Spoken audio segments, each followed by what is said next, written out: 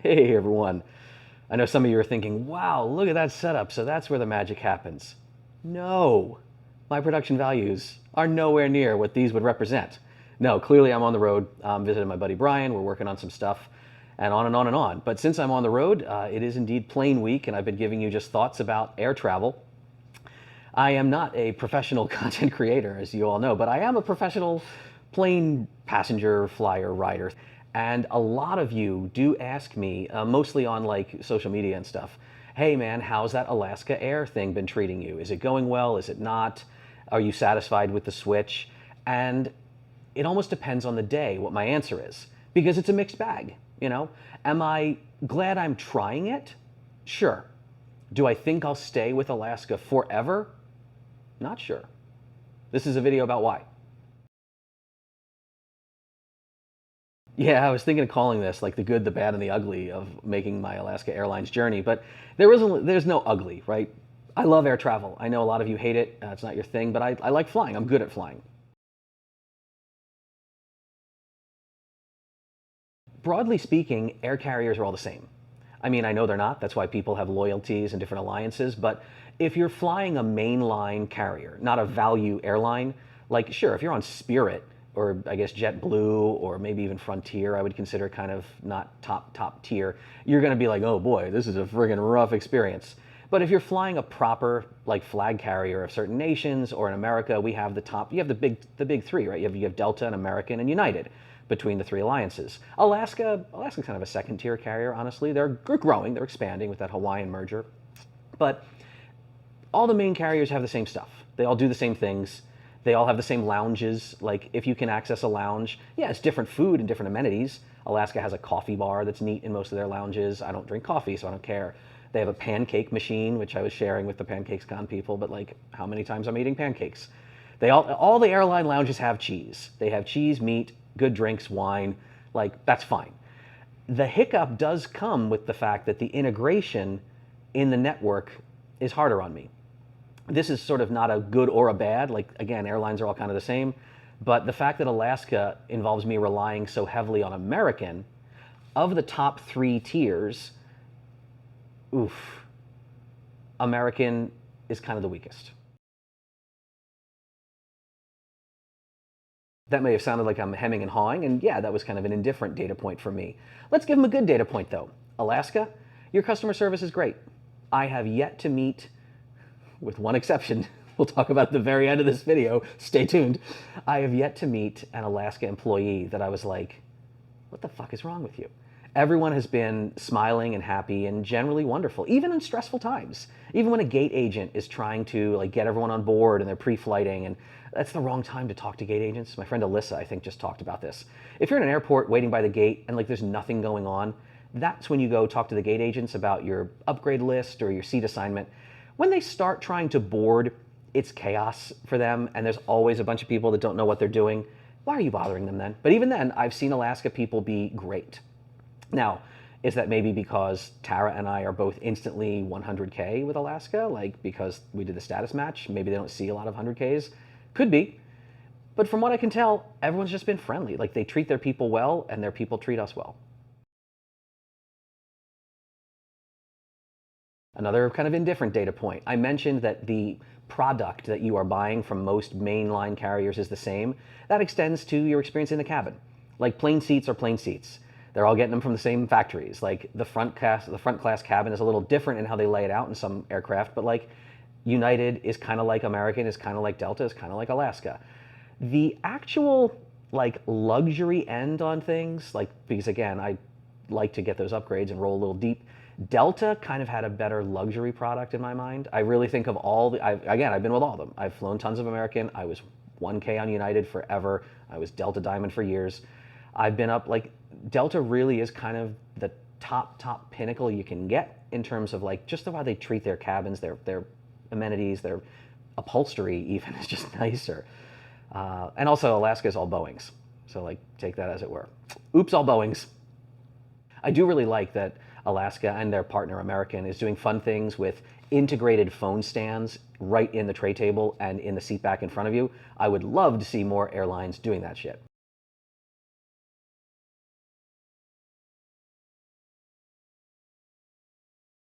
All right, got to mention the biggest bad, the most negative, almost so bad that if I no longer stick with Alaska, this will be why.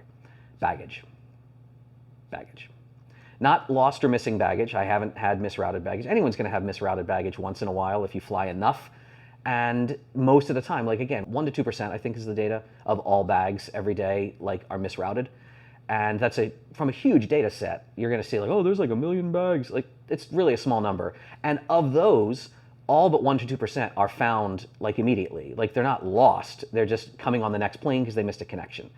So yeah, I don't really think that lost bags are a thing. I do miss Delta having that 900 megahertz, like their tracking of bags was amazing. They've invested very heavily in that. Alaska doesn't have that. But then again, that's why I put AirTags in all our luggage. Tara and I do that, and I encourage you all to do that too. People have been asking me about the new Android version of AirTag. Haven't played with it yet. I don't know if I want to. I mean, most of the people in my life are iPhone, so like the Apple ecosystem, I'm not, but it works for me. And I would love if Android had like AirTag integration. I don't know if I could pull that up, that would be amazing. For now, I just send signal messages to Tara. I'm like, hey, do you see where my bag is? Did it make this flight? I'm standing here. I don't say. She's like, no, it's coming. I see it. It's on the airport apron. So yeah, baggage though. The problem with baggage is the weight. Alaska caps you at 50 pounds. And plenty of you out there are looking at me like, you're nuts. Every airline is 50 pounds. What's wrong with you? No. If you're a proper tier status person on most air carriers, it's 70 pounds. If you're flying first class or if you have top tier status, all the majors, it's 70 pounds. 3 bags at 70 pounds, typically. United was that way. Delta was that way. I think American is. Alaska's 50, like hard limit at 50. Not like Amtrak where they will refuse to load the bag, which is dumb. But like you'll pay $100 for being only a few pounds over. And I am always, like you know all the gear I travel with. It's rough, dude. It is rough. It is really bad.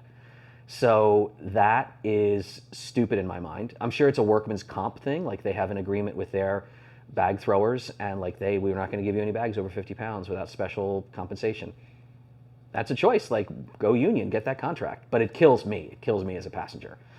And what also kills me is the fact that my guns constantly show up in weird places.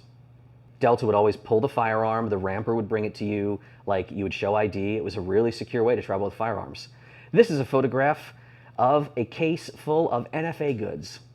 Yep, just like suppressors and other registered gear just sitting in a baggage claim area, just tossed there. And not even near the main bag claim because it like came off of this special window and then it was just kind of dragged to the side by somebody. Like, don't like that. Don't like that at all. Never had that before with Delta. I have it all the time with Alaska. But not 100% of the time. Other times they do pull the bags. And other airports, they insist we always pull the bags. The inconsistency with the firearm experience and how the bags are delivered, that's a bad one. So is the weight. Do I care about the fact that I'm in the Pacific Northwest a lot of the time and Alaska is based there, therefore the route map is better for me and I don't have as many connections? No, I don't give a shit. I don't mind connections. I loved, connecting in Minneapolis or Utah or Detroit. Like I knew the airport networks well. I'm in the lounge. It's just an opportunity for me to stretch my legs, get another seltzer, refill the water bottle. I loved that, so I don't care. Alaska's route map when I'm not on Alaska, like when I'm with American, is weird. Like I have to connect a lot through Dallas now, which nobody wants to go to Dallas for any reason. I connect a lot through Charlotte, which is such a it's a teeny city with a small airport being their huge East Coast hub. Yeah, it helps when I go to Philly, I guess, when I get back home and visit family there because American has a focus city there. But maybe in time I'll just think American's route map makes sense to me. For now, I kind of don't really care. I never cared about connections before. I don't care about them now. That's an indifferent data point. But a great data point about Alaska, the boarding process. They board by zone, like consistently every time they board by zone. And you're like, don't all airlines do that? Like they have zones. I've seen airlines where the gate agent is just trying to rush everyone through so that they can stack up a bunch of people in the jet bridge. I understand you've got a lot to do and you're trying to get the thing off to the apron. I hate that. Like wait until zone 2 is like fully boarded and then call zone 3. At least get them out of the gate area. Otherwise, you get this hodgepodge jumble shoving match. It's so annoying. Alaska doesn't do that. Alaska will call premium and then get all the premiums through. and then they will call zone 1, and then they will get all the zone 1s through. It allows people just a little bit of breathing room. I really, really like it so much more. The gate agents, again, this is just a staff difference. The gate agents are really pleasant, and they understand what it's like to fly. Also, the gate agents with Alaska seem to have a lot more power. They seem to have way more answers. Like, if again, I'm going to speak as a Delta person, right? Delta would be, there's the regular staff wearing the gray Zach Posen uniforms, and then there's the redcoats. And like the redcoats are who can really solve the hard problems. It feels like Alaska, everyone's just empowered to do things. Their software, we'll talk about their software. There's some weirdness with some of it, some great with other parts, but they seem to have the power to really make a lot of changes and work a lot and work faster on their iPads. That being said, a number of things with Alaska's software integration could use some work. Yes, we were all very proud of them that they were not affected by the huge CrowdStrike meltdown as Delta was. Did y'all see those photos of like Delta IT ops people literally going machine to machine to machine, typing BitLocker keys by hand in airports? Like, whew, pour one out. But Alaska survived that, yes. However, their software does other weird things. For like mobile apps, every airline's mobile app sucks. They all make dumb choices. Delta made some dumb choices, that like the slow loading screen that was unnecessary, and their airport maps were always buggy. Alaska's dumb choices involve not preloading data. Like, you will literally open up My Trips, and then you're like, where's I just booked that thing, where is it? Well, you have to wait and hit refresh, and then it populates it in. There's like no background data usage. I will literally pull up a flight that I know I've checked in for. Like, I'm standing in the airport and I want to show my boarding pass, and it's not there. Because I have to wait, pull it up, wait, F around, cycle it, refresh it, then it finds the boarding pass. This also happens with pre-ordering of food. Like, I know I've pre-ordered food, or Tara will say, I pre-ordered you this meal, double check it. And I'll pull up my app, and it says I haven't pre-ordered any food. And then I refresh it. It says, oh, you have pre-ordered food. Here's your food. So please, and this is not just airline apps, every app manufacturer out there, please use background data. I will turn it off on my smartphone if I'm worried about battery life. Please prefetch information so that the instant I pull my phone out, it's there. Dear God, I also yell at my email client software for this too. Again, like, the real bad on this one is a strange bug that I have tripped over with their software stack, and it involves pre-ordering food. Their food is fantastic. Literally, I'll even tell you, I'm going to give them a slight edge on the food over all the other carriers. We'll talk about their food later and their food and drink. But if you pre-order food on Alaska, which is, it's kind of neat, right? Even if you're any class of service, you can just have a full meal on any flight, because it's going to cost you, $8, $10, whatever. But that's fine, and it'll be waiting for you in the plane. You don't have to buggy lug it through the airport. However, you pre-order it in the app.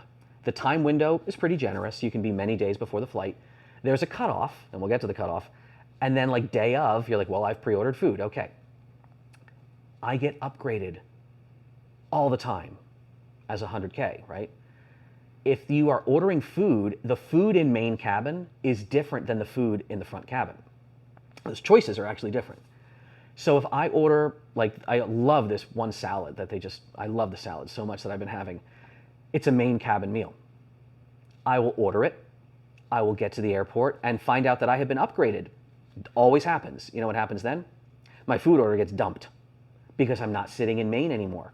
And that food isn't available to me in main anymore, in the front cabin. Like, so I will then get on the plane, and I find out about this when I'm like 5 minutes from boarding, or half an hour from boarding, or whatever, but it's too late to order goddamn food. So most of the time I'm in the front cabin, and they're like, oh, Mr. Olaf, you didn't pre-order a meal with us today. I'm like, yes, I goddamn did. And because the order is dumped, a lot of times it doesn't get loaded. Catering won't load it in the back of the plane. Or the front class cabin doesn't realize, like the staff doesn't realize it might be back there. And I'm like, please go back there and check. It's probably back there. And then they'll go and like, oh, look at that, it was a salad. But I would love to have the mobile app just throw me a notification message. First of all, notify your customers that they're getting upgraded. That's a good thing. All the dumb notifications that airlines love to throw. Hey, are you aware that like you have a flight tomorrow? It's like, yeah, I have a flight every tomorrow. I don't need that notification. What I do need is a notification that says, hey, treasure chest opening, like out of Legend of Zelda, do-do-do-do, you are now in first class. And that notification should also say, do you want to keep your old food order, or do you want to pre-order food right now because the window is closing? I would love that. I am annoyed that it doesn't have that. So that happens just constantly. I'm learning to do, and it's not like I don't eat. The front class will be, cabin, they'll be like, oh, well, we have a few other meals. Do you want the burger or the steak? And I'm like, I just want the fucking salad. I really like your salad. So yeah, sorry I'm whining about first world problems, first class problems. But yeah, the food bug, man, the software is strange on that one. I really wish they would fix that. Another indifferent point, Wi-Fi and data. Again, the cabins are similar across all aircraft. Most airlines have Wi-Fi now. It's working almost all the time. I have had more instances of Wi-Fi not working on Alaska than I've ever had on Delta. But again, once again, the anchor dragging Alaska down is American. I find their Wi-Fi to not work a ton. And when it even is working, loads of times it's not free. Those who's out there living that T-Mobile life? T-Mobile has integration with many airline Wi-Fi partners, Viasat, and what's the other one, Boingo or something. But yeah, if you're on most flights now, like if you're a T-Mobile customer, you just put in your phone number and you're gone. If you're not on a flight like that, you have to like register a device and pay with a credit card. And like, do I care about the $5? No, I don't. Do I care about the 5 minutes I waste, like pecking away at a little screen trying to enter? Like, I want to just turnkey have Wi-Fi that works. Boom, done, gone. American flights kind of stink on this one. Alaska, Delta, all the others I've ever had, they're the same. Indifferent point there. My last really good point, though, I am just going to say, for an overall experience, you're not the height of luxury like Delta was, but the overall experience of the amenities, especially the food and drink, is better. Wider beer selection, although I'm not a huge beer guy. Wider whiskey selection, love that. I will have like cordials and things if I'm having a cocktail in the sky. My friend Reg and I, we're gonna cocktail back and forth with some more, like, she's up in the game and I've gotta really work with that. But I got a lot of good options. Like if I bring the right equipment, the mixers and the options up there, loads of seltzer water, like I can make more cocktails on an in-flight Alaska flight than I could before. And they don't run out of seltzer. They stock the plane with plenty of seltzer water. Please just inject that directly into me the whole time we're in the air. Please, thank you so much. God, I enjoy seltzer. Am I going out on a weird high note? I just like the food and drink a little bit more, as long as that food ordering bug doesn't get me. And now for the last bad one. And if you thought my last good one was silly, you might think this one is really silly too. You might think it's, first of all, something that I'm crazy to complain about, or you might be like, well, come on, that was a one-off. Let's hope it doesn't get repeated. I hope it doesn't get repeated. This was an experience unlike any I'd ever had, and it was so bad, I literally wrote to some of the customer care reps. I was on a flight where a flight attendant in the front of the cabin tried to make everyone feel, I guess, at home. Tell me down below. I hate this trend. In any industry where they want to like know their customers and they show them that we care, I hate getting addressed by name. Like real name, fake name, any name, you can put a nickname. Don't just be like, hello, nice to see you again. I don't want you to say my full name. It's just weird to me, but again, like I'm a very private person about names and in public. I am also, however, like a conventional looking white dude. Women, I'm expecting you to probably want to comment down below. All my queer and trans people, I'm expecting you might have some thoughts that you're going to share down below. Let me tell you what happened on this flight, and you tell me if you think this is okay. This is not like coming around and being like, oh, such a pleasure to have you with us. We always love our Delta Diamonds. Thank you, Mr. Smith. No, this was a flight attendant who stood in the front of the cabin, like right in row 1. Basically, this was for like pre-flight drinks, which is, sure, love those. They were like, Jane Smith? Yes. What can you have with you want the orange juice or coffee? Okay, I'll mark you down. We also have mimosas. Frank Abagnale?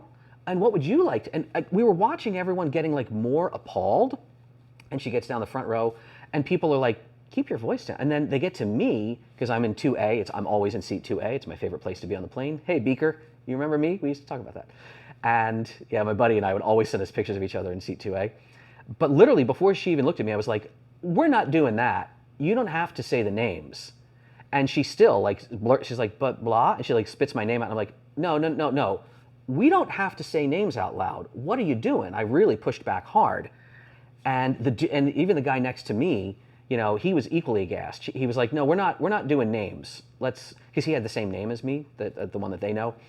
And I was like, I don't know which one of us you're talking to, but please stop. And he hated it. And the other passengers started murmuring louder. They're like, yeah, please stop that. And she just kept going. She looked puzzled. And then she was like, Susan Miller, do you want a coffee or a mimosa? Like, and everyone is like, what are you effing doing? Again, I am not going to suffer real harm here. You know who will with this kind of bullshit? Is the nice lady who's just trying to get to her business meeting and then has like Leisure Suit Larry next to her being like, so Carol, what do you do, Carol? Nice to meet you. And like full first and last name, you're gonna have assholes nowadays looking for people on social media and trying to connect to them. And God help you if your name doesn't match your gender presentation, or your name on your ID is not the name on your bag tag and the name everyone knows you by. What the hell are you doing? Just politely, we've known in the business world how to politely address people for a long time. You don't need to use their names. I understand. You know the best way to do it? I loved this, and Delta has done this a lot.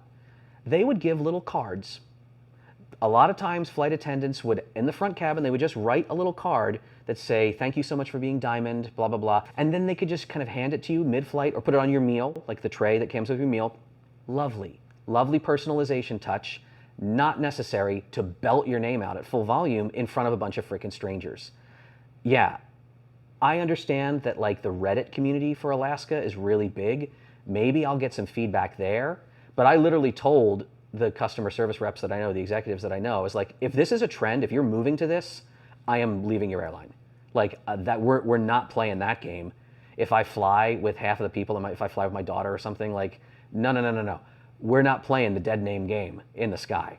Alaska, you are a Pacific Northwest-based carrier. You're very prominent with the pride stuff on your uniforms and your lanyards. Please, somebody do some thinking on this one and understand that this policy is awful. In general, that's about it. That's, airlines are all going to be airlines. The business world, like, I wish the business world would just stop saying people's names out loud, but like, all the carriers are pretty similar up there. These are my good points. These are my bad points. Would I switch back to Delta is the final question. And the honest answer is I don't know. I don't know. We're going to ride this year out. My wife and I will hit 1K, like Tara and I have got this. Again, we'll hit they call it 100K, which get some new names for your different tiers, people. All the airlines need to come. Delta had it right. They all are different, like gems, like titanium and shit. But yeah, I'm going to ride this year out, and then we'll see. Delta could steal me back with the right offer. If Delta said, we will do a status challenge back on us if you want to be Diamond again, and we're going to, fix some of the things that were broken and we're not going to say your name out loud, Delta could almost steal me back. It's a question of whether they want me. The real lesson here is that I was Alaska's customer to lose. I was ready to go with them. The biggest weight around their neck is not Alaska itself, it's American Air. I could do a whole video about how broken a lot of processes are with American Airlines. But yeah, am I happy? I'm always happy when I'm flying. I like airports. I like seeing you all in airports. Come up to me, say hi. More often than not now, someone will say hi to me in an airport when I'm flying on any given day, and I like that. I don't mind it at all. Some people are like, I didn't know if I should say something. It was a really lovely, there was like workers in an airport. It was a construction crew. And I wasn't expecting it. I thought I was in the way. Like I saw a construction worker kind of right in front of me as I was bringing my bags in through the door. And I was like, oh, pardon me. He's like, no, pardon. He's like, thanks for doing what you do. Thanks for all you do for the community. And I was like, all right, nice to meet you. What you doing, man? And there's so much construction going on at Seattle Airport. Good luck to all of those people because we need to finish that project up. But yeah, say hi to me in the sky, say hi to me on the ground, say hi to me on all the places if you want to. Say hi to me in the comments of other videos because you'll see, you'll see the product of the filming I'm doing down here with Brian and the crew coming out soon enough, I guess. But in the meantime, wherever you are on the ground, in the sky, or just online, stay safe out there.